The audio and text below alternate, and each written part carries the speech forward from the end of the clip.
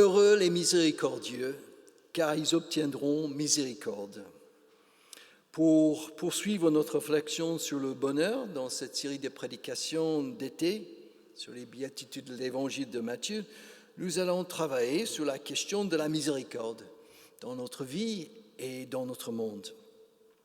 Il faut admettre d'abord que ce n'est pas un mot que nous utilisons souvent dans le langage courant ou surtout pas dans le monde du travail. C'est un mot biblique que nous disons au cours d'un culte, dans notre liturgie. Nous l'avons entendu à plusieurs reprises ce matin, mais rarement dans une conversation avec un copain ou avec une copine. La première chose à faire est donc de préciser son sens biblique et de voir s'il y a d'autres mots dans le langage quotidien qui veulent dire la même chose. Alors la miséricorde, qu'est-ce que c'est du point de vue biblique? Le mot grec utilisé dans notre béatitude traduit parfois un mot en hébreu un peu étonnant qui veut dire sein maternel, utérus ou matrice.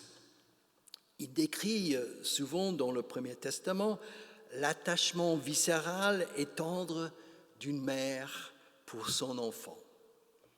Il définit la relation à partir d'un sentiment intérieur de tendresse qui en est la source. C'est pourquoi André Chouraqui, dans ses traductions de ses béatitudes, a fait la traduction suivante un peu étonnante.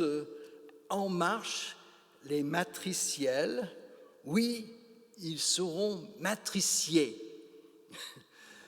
Je ne crois pas que ça nous aide beaucoup parce qu'on ne va pas appeler les gens des matriciels et nous ne savons pas trop ce que ça veut dire être matricié. Mais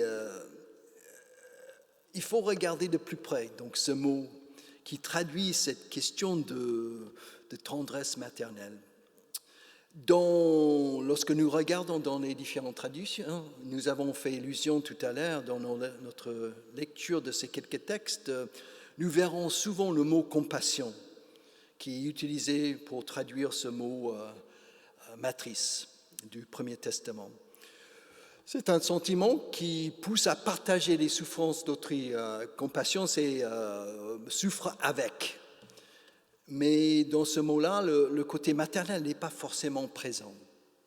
Un autre mot similaire en grec s'approche de cette idée lorsque nous l'avons vu, Jésus est pris aux entrailles, donc dans cette partie de son corps-là de compassion pour la foule. Mais ce n'est pas le même mot en grec qui est traduit. Donc.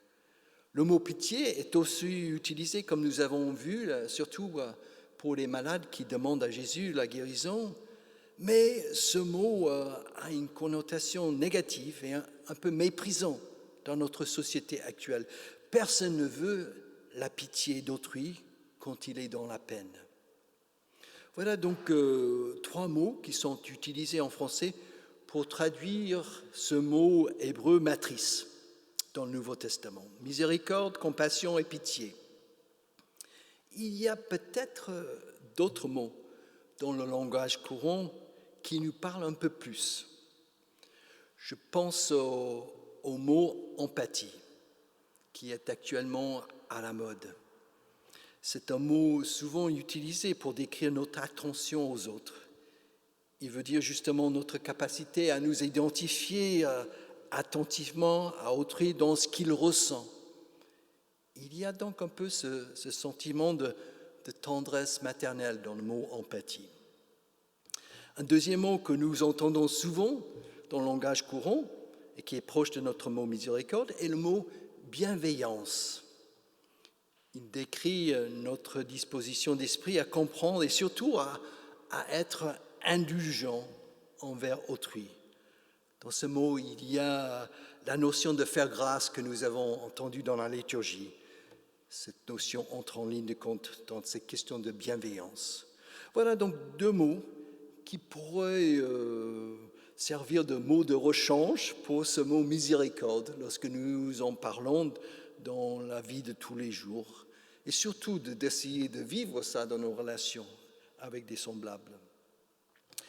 Pour aller un peu plus loin dans notre réflexion, je vous invite à nous tourner maintenant vers Dieu pour comprendre un peu mieux ce que c'est être miséricordieux. Le point de départ de la miséricorde dans la Bible, c'est justement que Dieu est miséricordieux.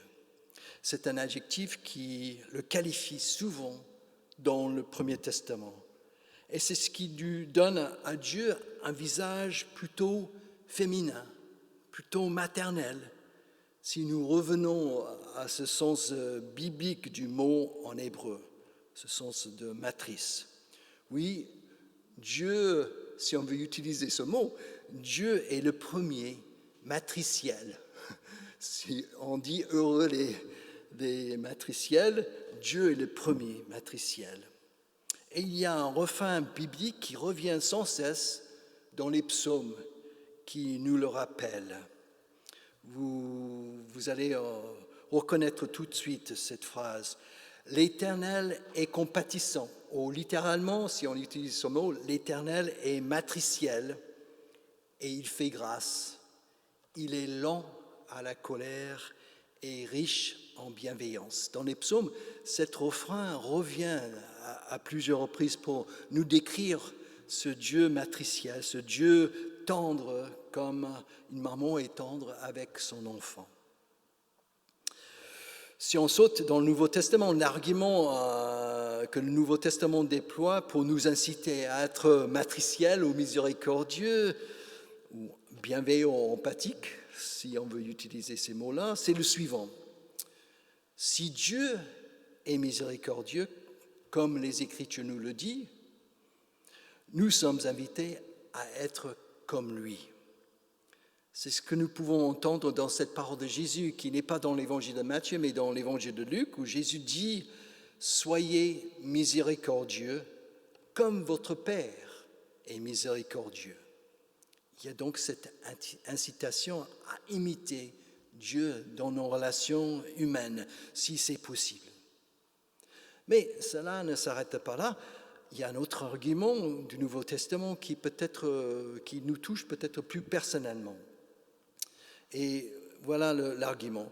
Si Dieu me fait miséricorde en Jésus, malgré mes fautes et mes manquements, s'il m'accueille tel que je suis avec mes qualités et mes défauts, s'il me pardonne gratuitement en Jésus-Christ malgré mon péché, je suis invité à être quand même cohérent et à être miséricordieux dans toutes mes relations humaines.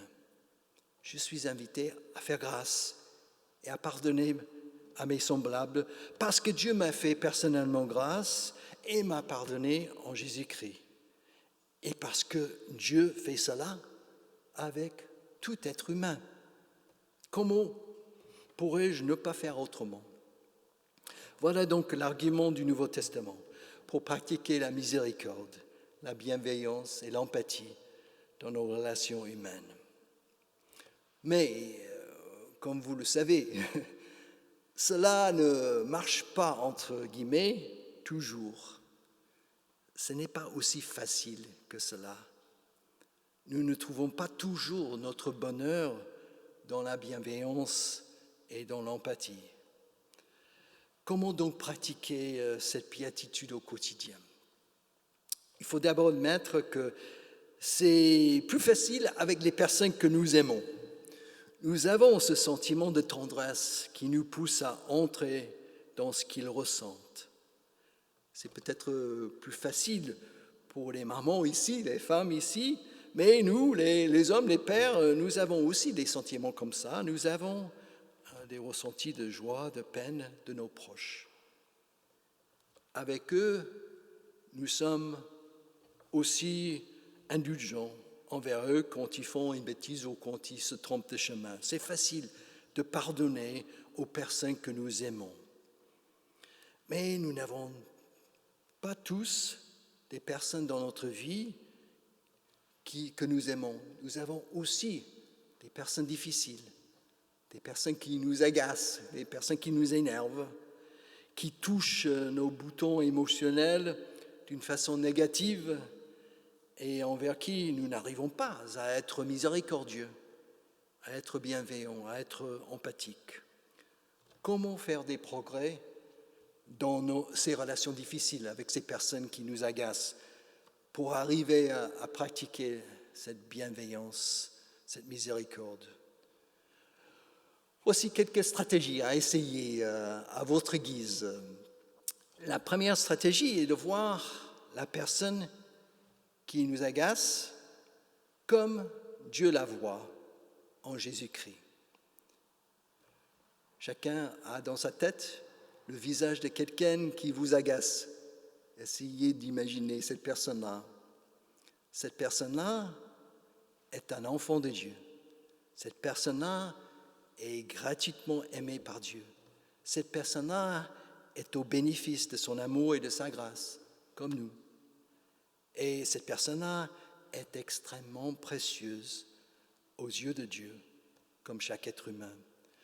Ce changement de regard est fondamental pour arriver à la bienveillance et à l'empathie pour ces personnes qui nous agacent dans la vie. C'est pour moi le point de départ dans notre marche quotidienne pour aimer les personnes difficiles.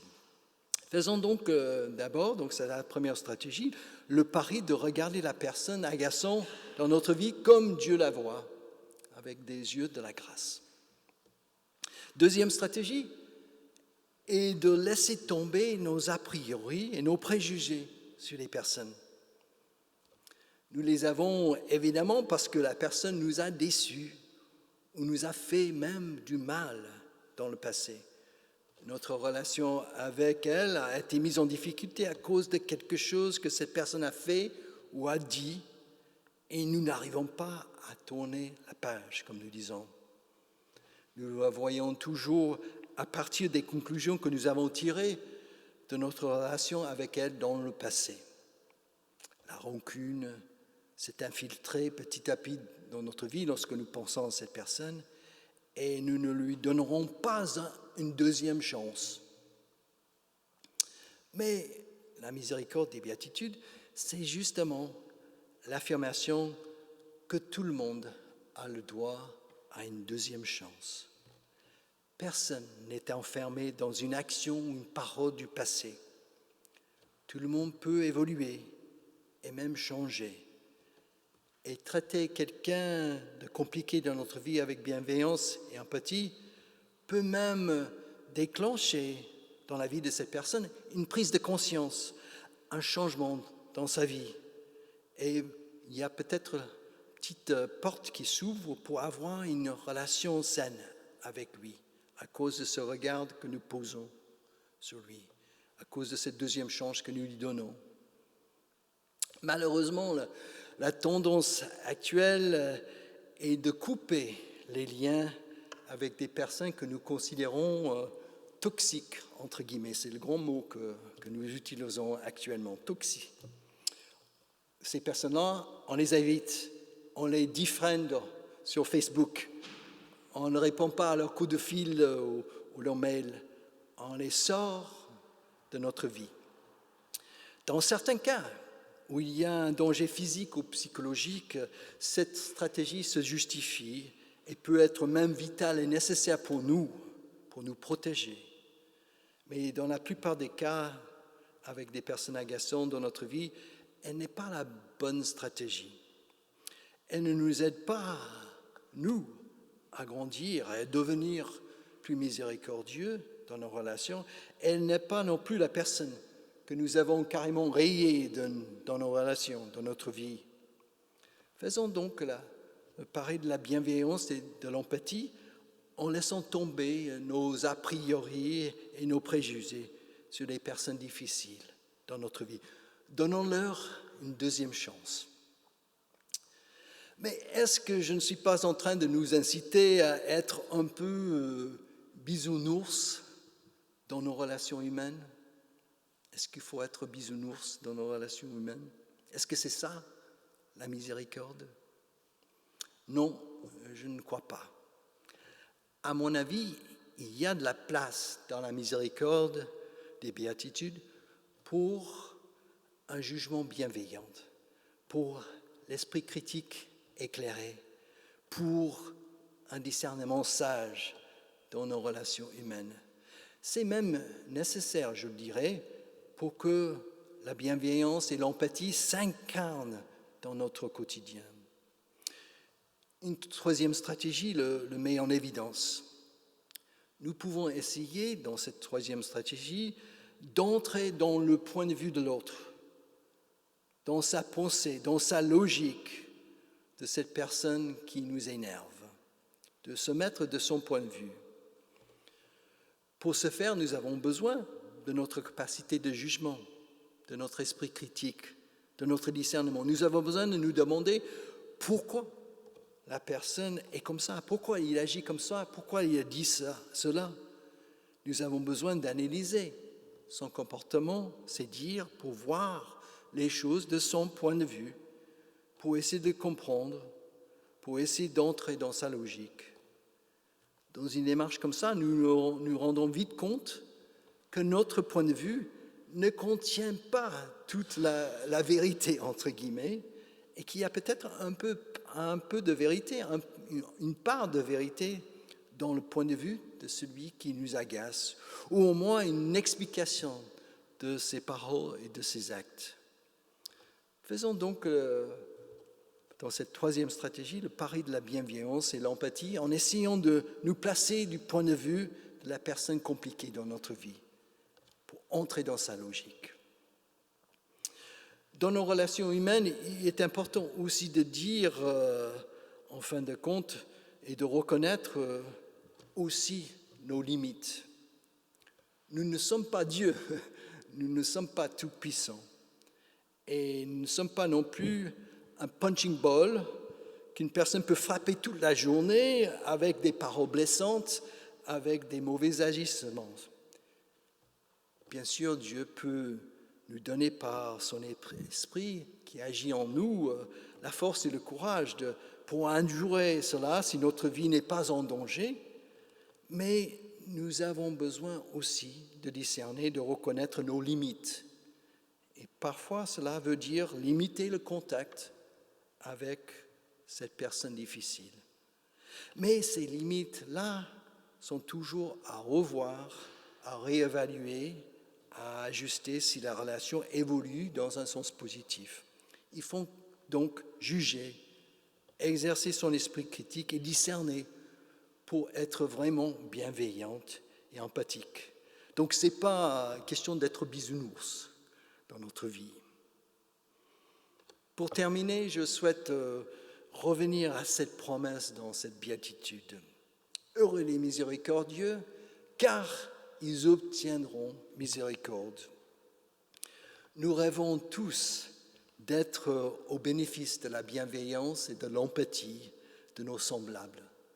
Quand nous passons par un moment difficile dans notre travail ou dans notre vie personnelle, par une épreuve que nous n'avons pas choisie et que nous subissons injustement, ou au contraire par une conséquence difficile d'un mauvais choix que nous avons fait dans notre vie et qui est entièrement notre responsabilité. Nous savons combien cela nous fait du bien d'avoir quelqu'un qui nous écoute, qui se tait, qui ne nous juge pas, qui nous accepte tels que nous sommes inconditionnellement, qui ne nous donne pas de leçons ou de solutions toutes faites, mais qui reformule ce que nous ressentons lorsque nous exprimons notre ressentiment et qui nous accompagne dans notre propre questionnement, nos propres quêtes d'aller de l'avant dans la vie. C'est vraiment une grâce d'être au bénéfice de quelqu'un de bienveillante et d'empathique dans notre vie personnelle. Nous pouvons dire peut-être que si nous pratiquons la bienveillance et l'empathie dans nos relations humaines, comme nous le pouvons avec nos limites, mais aussi avec tout ce que nous pouvons faire pour donner aux gens des deuxièmes chances, il y aura certainement des gens autour de nous qui feront pareil pour nous quand nous en aurons besoin. Il y a peut-être un peu de ça dans cette promesse de notre béatitude.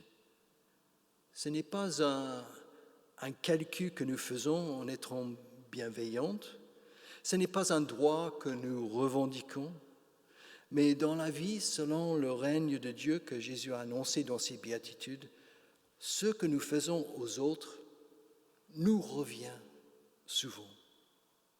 J'en suis convaincu. Et dans ce cas, le règne de Dieu est déjà là dans la bienveillance et l'empathie que nous donnons et que nous recevons, qui circulent entre nous dans nos relations humaines. Et puis si nous plaçons cette promesse dans une perspective plus longue, dans une perspective, comme nous disons, eschatologique, cette promesse d'obtenir la miséricorde dans notre vie sera pleinement réalisée pour nous tous, quand Dieu fera miséricorde à l'humanité tout entière en Jésus-Christ, et que son règne sera définitivement venu à la fin des temps. Amen.